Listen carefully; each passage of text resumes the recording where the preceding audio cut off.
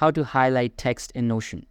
Hey guys, in today's video, I'm going to show you how to highlight text in Notion so you can make important information stand out and keep your notes crystal clear. Stick around till the end so you don't miss anything important. Let's get started.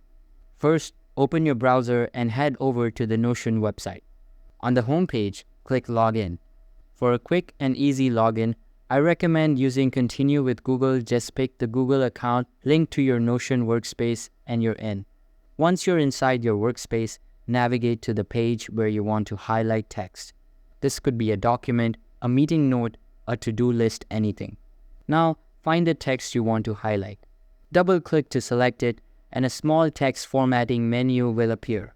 From there, click on the icon with a color underneath, choose your highlight color, and boom, your text is instantly highlighted. It's that simple. This is perfect for emphasizing key points, dates, or action items so they don't get lost in a wall of text. And that's how you highlight text in Notion: fast, easy, and super useful for keeping your notes organized and easy to scan. Thanks for watching.